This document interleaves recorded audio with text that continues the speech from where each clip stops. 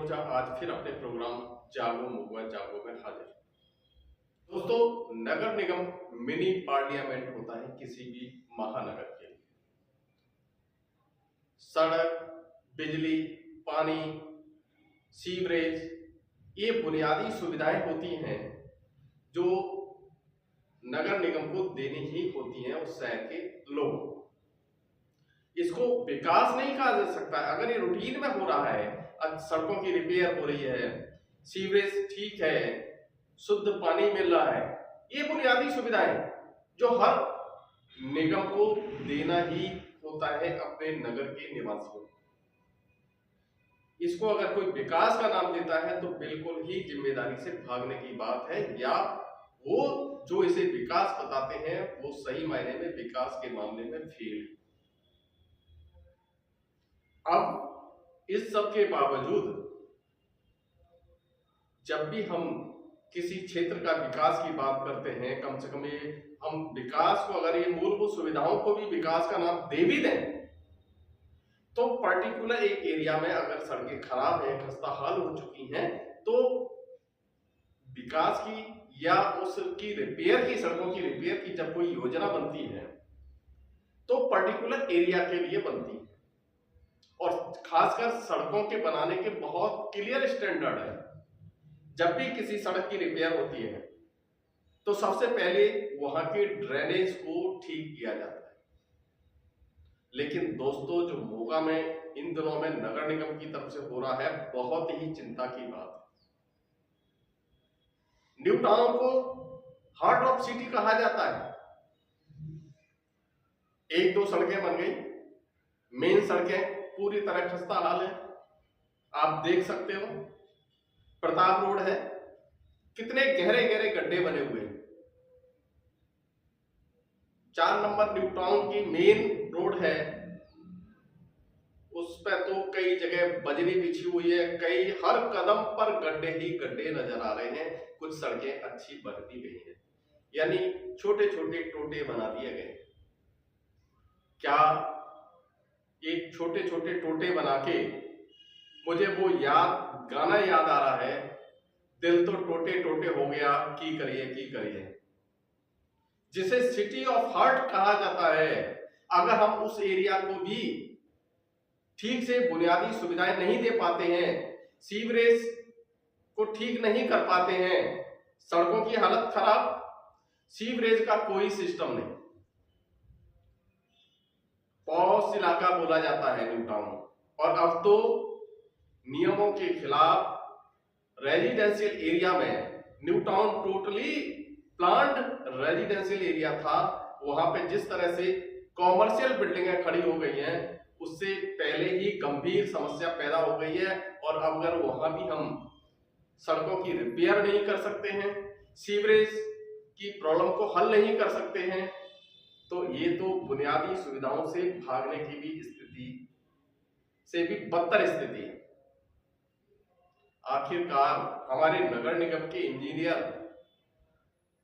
कैसे प्लान तैयार करते हैं? क्या इंजीनियरिंग की डिग्री लेते समय उन्होंने इसी तरह की पढ़ाई की थी कि हम बुनियादी सुविधाओं को भी, सड़कों की मरम्मत को भी टोटे टोटे में बदलें? एक एरिया बदल दिया, छोटा सा टोटा बना दिया, नेताओं को बुला के उद्घाटन करा दिया, जबकि ये छोटी छोटी समस्याएं, बुनियादी सुविधाएं। अगर इसमें भी अगर यही सब चलता रहा, नगर निगम का पैसा ऐसे ही फिजूल खर्च होता गया और लोगों को वही गड्ढे मिले, वही जख्म मिले, तो इसे क्या कहिएगा? सिर्फ न्यू टाउन की बात नहीं है। न्यू टाउन में आप देख सकते हो मेरे साथ में चलते हुए 4 number new town, 3 number new town, Pratap road, Mittal road, कितना बुरा हाल है सड़कों का। कैसे हम कहेंगे कि मेरे शहर का विकास होना है? अरे बुनियादी सुविधाएं नहीं अगर नगर निगम दे पा रहा है, हमारे इंजीनियर किस तरह के प्लान तैयार कर रहे हैं, उनका आप देख सकते हो क्या हाल है। वो इंजीनियर जो लाख लाख रुपए, उससे ज्यादा वेतन प्रति माह ले रहे हैं नगर निगम से, उनकी इंजीनियरिंग पूरी तरह से फ्लॉप है। हैरानी की बात है कि एक एसडीओ लेवल के अधिकारी को सुपरमैन बना रखा है। कई जूनियर इंजीनियर, कई अच्छे अधिकारियों को बिल्कुल पैदल किया गया है, इस सारी व्यवस्था से अलग कर दिया गया है। आखिरकार एक पर्टिकुलर एक एसडीओ स्तर के अधिकारी को ये सारी जिम्मेदारी देके और उसमें भी ऐसी सड़कें बने कि रात को के अंधेरे में सड़क बन जाए, आधी रात को सड़क बन जाए और सुबह जब पूरी सड़क बिखर जाए उसे उसकी पत्थर सुबह नगर निगम उठा के ले जाए और 2 महीने बाद भी 3 महीने बाद भी उस ठेकेदार के खिलाफ, उस इंजीनियर जूनियर इंजीनियर के खिलाफ कोई कार्रवाई न होना एक चिंता की बात है। कहीं ना कहीं नगर निगम की नीयत पर सवाल उठते हैं।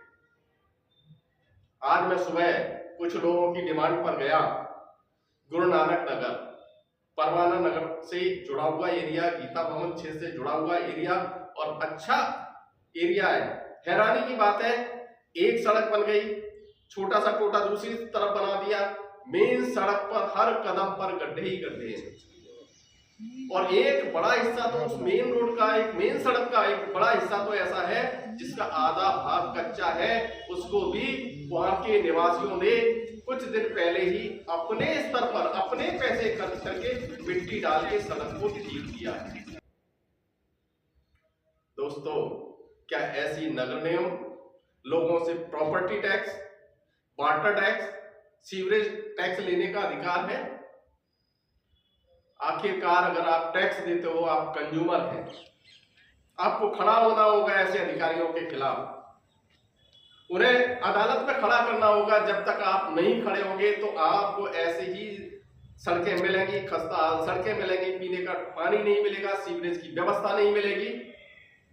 खड़ा होना होगा और ध्यान रखना होगा कि जो पार्षद आज वहां के हैं, अगर वो उस समस्या का समाधान नहीं करा पा रहे हैं, बुनियादी सुविधाएं भी नहीं दे पा रहे हैं, तो कैसे आप उन्हें दोबारा चुनेंगे?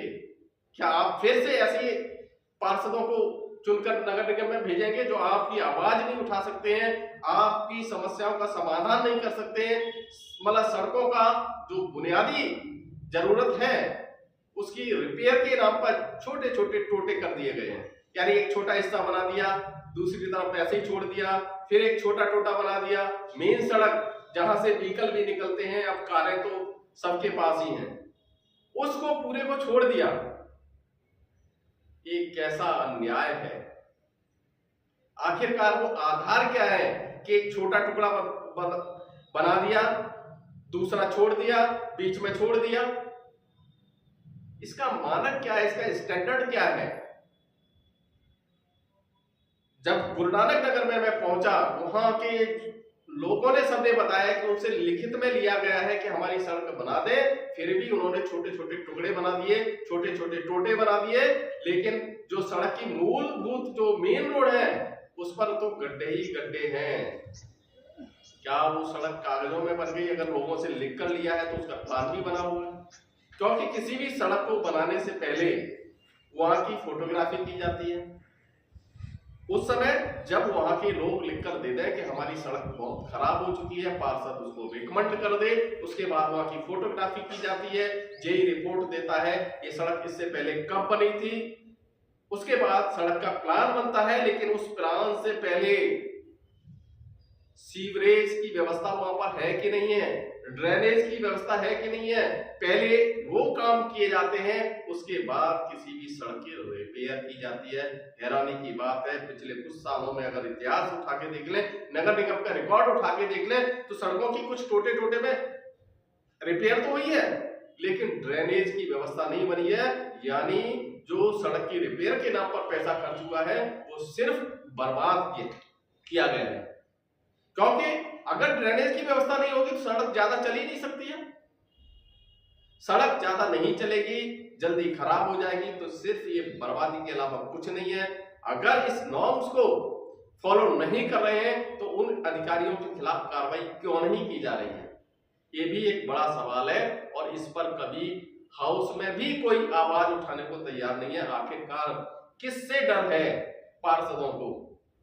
अगर वो अपने आप में ईमानदार है तो अपने क्षेत्र की आवाज तो बुलंद कर सकते हैं। जिस जनता ने उनको चुनकर भेजा है उस जनता की आवाज तो सदन में बन सकते हैं, लेकिन वो भी कहीं दिखाई नहीं दे रहा है। यही हाल पुरानी सब्जी मंडी का हाल है। कुछ सड़कें बन गई हैं, जो मेन सड़क जिसपे हर दिन हजारों लोग चलते हैं, बड़ा हिस्सा वही सड़कों में जगह जगह गड्ढे। आखिरकार ये विकास की रूपरेखा बनती कैसे है, इसको चेक करने की जरूरत है कि आखिरकार नॉर्म्स क्या हैं और क्या हम उस नॉर्म्स को फॉलो कर रहे हैं। अगर फॉलो नहीं कर रहे हैं तो ऐसे अधिकारियों को दंडित क्यों नहीं किया जा रहा है। एक ही अधिकारी को, उसके ऊपर भी अधिकारी हैं, लेकिन एक ही एसडीओ स्तर के अधिकारी को सुपर पावर देकर आखिरकार उसको ही सारे जिम्मेदारियां क्यों दे रखी हैं, इस पर भी एक बड़ा सवाल खड़ा होता है। हैरानी की बात तो यह है कि एससी के दोनों ही पद खाली हैं, सिविल में भी और सीवरेज, वाटर एंड सीवरेज में भी। यानी सीनियर अधिकारियों के पद खाली हैं, जूनियर अधिकारी काम कर रहे हैं। जूनियर अधिकारियों के ऊपर भी एक्शन लेवल के अधिकारी हैं, लेकिन वो मौन हैं। और एक एसडीओ लेवल का अधिकारी ही सारी नगर निगम की सड़कों की कमान संभाले हुए। आखिर क्या, क्यों बाकी अधिकारियों को क्यों नहीं इस पूरी योजना में शामिल किया जा रहा है। दोस्तों, बहुत हैरानी कर देने वाली बात है। ये लाइव अब मैं आपको सारी चीजें दिखा रहा हूं, आप देखिएगा क्या ये सचमुच जो मोगा की जनता नगर निगम को टैक्स देती है, वाटर टैक्स देती है, प्रॉपर्टी टैक्स देती है, उसको आखिरकार ये जख्म देने वालों के खिलाफ कार्रवाई क्यों नहीं हो रही है। ये सोचिएगा और आवाज उठाइएगा। जब तक आप आवाज नहीं उठाएंगे आपको ऐसे ही जख्म मिलते रहेंगे। इसी तरह की बुनियादी सुविधाओं से भी वंचित कर दिया जाएगा। इनको देखकर तो ऐसा लगता है कभी कभी, पहले तो हम ये कह दिया करते थे कि जब कोई सड़क खस्ता होती थी, कोई अच्छी स्थिति नहीं होती थी, तो हम कह देते थे ये तो बिहार से भी बदतर है। लेकिन आज तो बिहार बहुत आगे जा चुका है। हम तो उसकी तुलना भी अपने शहर से नहीं कर सकते। पंजाब, जो समृद्ध पंजाब माना जाता है, उसमें इस तरह की बुनियादी सुविधाओं का अभाव बहुत बड़ा सवाल खड़ा करता है। हम तो आज किसी से तुलना भी नहीं कर सकते हैं। ऐसी हालत में हम रह रहे हैं यहाँ पर, उस समृद्ध पंजाब में ऐसी हालत में रह रहे हैं। इसको सोचना होगा, गंभीरता से सोचना होगा, इसके खिलाफ आवाज उठानी होगी। अदरवाइज आपको यही सब कुछ मिलेगा। फिर आप किसी को शिकायत न करें। अगर आप आवाज नहीं उठा सकते हो तो आपको शिकायत करने का भी कोई मतलब बनता है। बेहतर होगा आने वाले नगर निगम चुनाव अब होते हैं, क्योंकि उम्मीद कम लग रही है। जो हालात बनते जा रहे हैं उसकी उम्मीद कम है, क्योंकि नेताओं का पूरा जोर है परिसीमन में। यानी वार्ड अच्छे बन जाएं, उनके अनुकूल बन जाएं। इस बात पर जोर क्यों नहीं है कि एक एरिया में कुछ सड़कें हमने टोटे टोटे करके बना दी, क्यों नहीं उस पूरे एरिया की सड़कें बना रहे हो? क्यों नहीं उस पूरे एरिया की रिपेयर होनी चाहिए? जब आपको वार्ड बंदी में खामियां नजर आ रही हैं, किसी वार्ड में 100 लोग हैं, किसी वार्ड में 1700 लोग हैं, वहां तो आपको खामियां नजर आ रही हैं। पर एक पर्टिकुलर एरिया में छोटे छोटे टोटे बन गए, बाकी हिस्से को छोड़ दिया गया, वहां पे खामियां क्यों नहीं आ रही है नजर? एक बहुत बड़ा सवाल। दोस्तों, अभी से अवेयर होने की जरूरत है, अन्यथा आपको ऐसा ही देखने को मिलेगा। इसी तरह के घाव मिलते रहेंगे। आज की ये बात, फिर मैं किसी मुद्दे को लेकर आपके सामने हाजिर होऊंगा। तब तक के लिए नमस्कार।